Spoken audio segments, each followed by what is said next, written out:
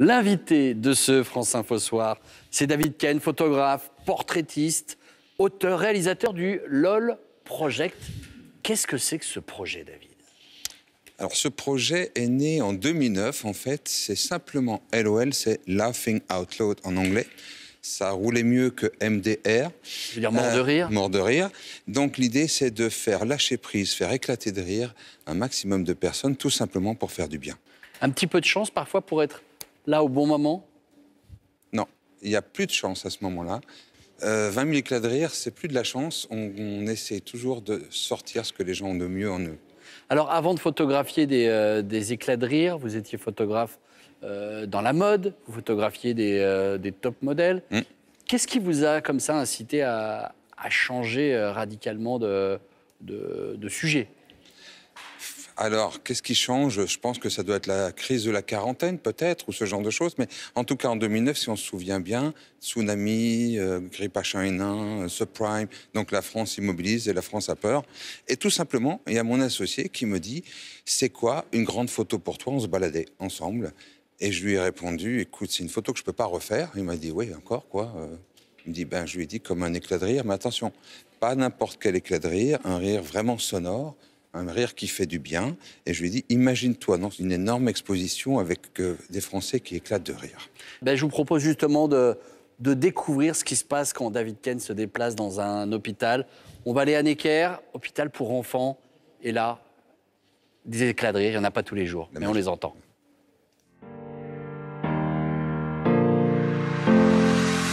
Je t'ai apporté ton cadeau et dedans, je t'ai fait un petit mot. Rien que pour toi.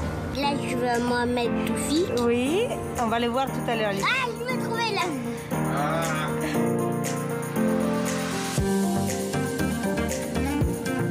Salut Mohamed Toufi, c'est le lapin de Jean. Oui, je t'embrasse très fort, bisous. Ciao.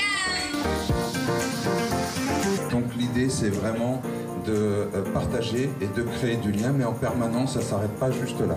Merci à tous. Ciao, ciao. Ciao. David, on dit que le rire, c'est bon pour la santé, c'est vrai? Alors, Henri Rubinstein, qui est un gars incroyable, le docteur Rubinstein, qui est le père de la rhinologie en France, en 1983, il a écrit un livre étonnant sur le rire, la psychosomatique du rire, qui a prouvé tout simplement que si vous riez 10 minutes par jour, vous diminuez vos chances d'avoir un cancer, 30% de chances en moins. Donc, ça fait du bien. Et il a dit une autre chose très importante. En riant, on met le petit docteur qui est en nous au travail. Est-ce qu'il y a un phénomène qui se passe dans notre corps quand on rit, un phénomène chimique? Quelles sont les interactions? Purement chimique. Alors, le premier, c'est purement chimique. On crée de l'endorphine. L'endorphine, c'est simplement quelque chose qui nous réveille. On pourrait faire du sport, c'est de l'endorphine aussi. Ça nous fait déjà chimiquement du bien. Et il y a une deuxième chose. Le premier effet, c'est celui-là. Le deuxième effet, c'est que quand on vous voit rire, vous faites du bien. Donc, entre-temps, je me suis rendu compte tout simplement qu'on a tous un super pouvoir, le pouvoir de faire du bien. Alors justement, le pouvoir de faire du bien, le pouvoir de faire rire, vous l'avez, 20 000 éclats de rire en 10 ans. Donc, j'ai envie de vous dire, c'est quoi la recette? Qu'est-ce que je peux faire, moi, le matin, en me levant, pour me faire rire? C'est simple. Le plus important, c'est de rentrer dans l'instant présent. Eckhart Tolle, qui est un philosophe, a dit que c'est le seul instant réel. En fait, c'est vrai. Le mal du siècle, c'est l'instant présent qu'on oublie. On pense toujours aux courses qu'on n'a pas faites avant, ou peut-être, est-ce que j'ai mis de l'argent dans le parking après? L'important, c'est pas ça. L'important, c'est le moment présent, c'est ce qu'on est en train de vivre là. Si on est en train déjà de penser, ce qui est normal, vous êtes à votre place. Si vous êtes à votre place, vous êtes en train de vous dire, qu'est-ce que je vais lancer après? Qu'est-ce que j'ai fait avant? Est-ce que le micro fonctionne, etc. C'est normal. On est des professionnels. Là, je ne peux pas rire, du coup. Ah non, on n'est pas dans l'instant présent, sauf qu'à un moment donné, on peut commencer lentement à se dire ce type est fou, il est en train de parler comme ça en direct à la télévision et je vois déjà le sourire. Et s'il y avait du monde autour, je les ferais venir là, on pourrait faire quelque chose ensemble, mais en attendant, l'important c'est de rentrer dans ce foutu instant présent qui est le vrai mal du siècle. Mais comment vous avez appris justement à maîtriser ces petites ficelles que l'on tire pour obtenir le rire chez son, je sais pas comment on dit, client, chez son patient, chez pas des clients, mais en fait, j'aime les rencontres. Ouais. Donc déjà, vous êtes qui?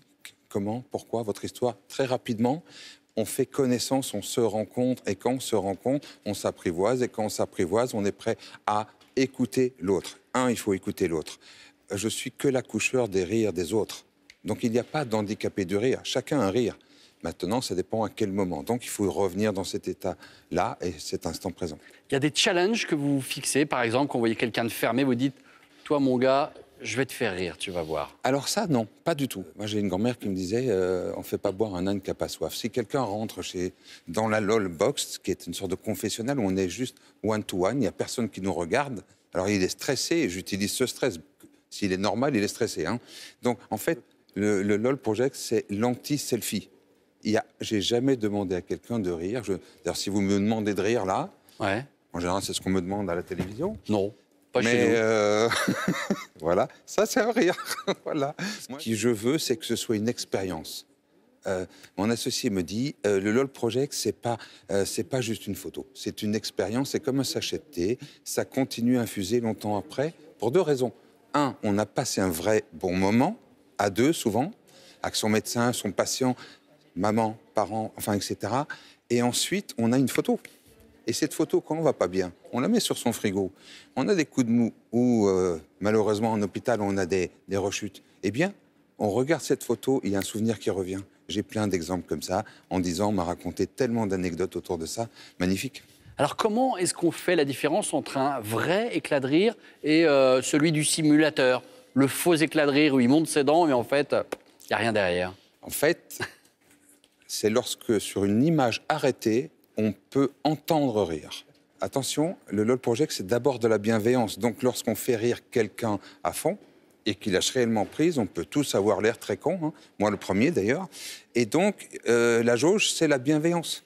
Donc, on revient un petit peu en arrière, mais il faut qu'on ressente la vérité. Inversement, votre plus bel éclat de rire, celui dont vous vous souvenez, parce qu'en face, ça a commencé à rigoler, qu'il y a eu un rire communicatif, et vous n'avez jamais terminé la séance, si c'est possible. Cette personne avait un rire, mais on l'a tous connu, ce rire. C'est la salle de cinéma, une personne qui rit, pas au bon moment. C'est-à-dire que c'est dramatique, et pourtant quelqu'un commence à rire de manière forte, et tout le monde se regarde, tout le monde commence à rire, et là, il se passe quelque chose. C'est le même fou rire qu'on peut attraper peut-être à un enterrement. Donc c'est toujours des endroits très bizarres où on n'est pas censé rire, mais ça déclenche quelque chose en nous de nerveux, et ça fait du bien, hein, ça fait mal au ventre même. C'est pour ça que les mauvaises émissions où on est censé rire mettent des faux rires pour... Avec des gars qui font comme ça au public. Oui, bien sûr, mais parfois c'est un peu nécessaire pour lancer. Je vais vous dire une chose, c'est que toujours Henri Rubinstein dit, et on n'est pas d'accord là-dessus, lui il dit, même si on fait semblant de rire 10 minutes par jour, on active les mêmes neurotransmetteurs et ça fait aussi du bien. David, je voudrais qu'on voit à quel point ce rire est important. On a parlé des enfants.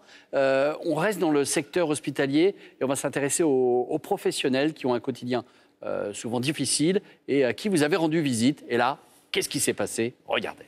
Il devrait y avoir une salle de rire à l'IGR. Ouais, c'est vrai. Les patients ont envie de rire et les soignants ont envie de rire aussi. C'était un super moment de partage.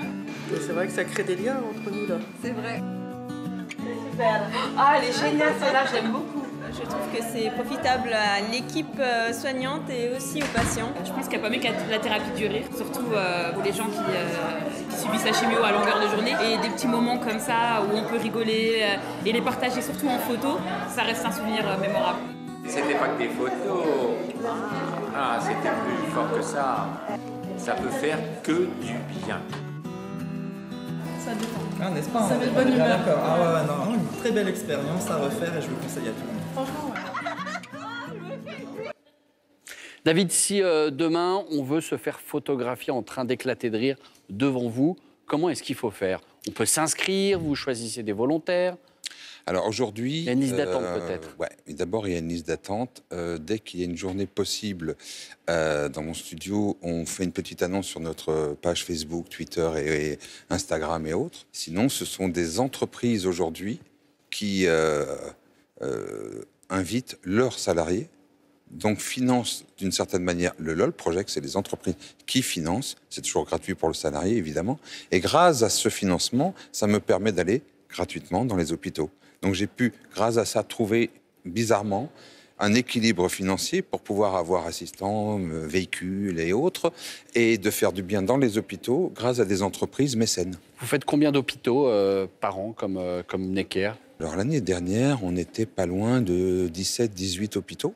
Et c'est à chaque fois, on l'a vu dans le reportage, l'idée, c'est pas juste une expérience. C'est que derrière, on inaugure des énormes mosaïques géantes, en général qui font 2 mètres de haut, où on mélange l'ensemble des gens qui ont participé, donc des gens qui sont médecins, familles, patients. Et quand ils passent devant ce genre de grandes mosaïques, en fait, ça leur fait du bien. Un petit coup de sourire comme ça. L'éclat de rire, c'est un langage international. Vous allez faire votre LOL Project dans d'autres pays? Bientôt, j'ai appris ça ce matin, donc ça tombe bien, en Amérique du Nord, au Canada, avec un copain d'ailleurs humoriste qui va être le parrain, Sugar Sammy, et on va aller faire rire les Canadiens. Ça, c'est pas difficile, ils sont très drôles. Voilà, et puis pour ceux qui veulent soutenir votre projet et découvrir quelques beaux fous rires, il y a le livre du LOL Project. David Ken, merci en tout cas pour ce bon moment, souriant, bien évidemment, et à bientôt avec le LOL Project. Voilà, l'information continue sur France Info.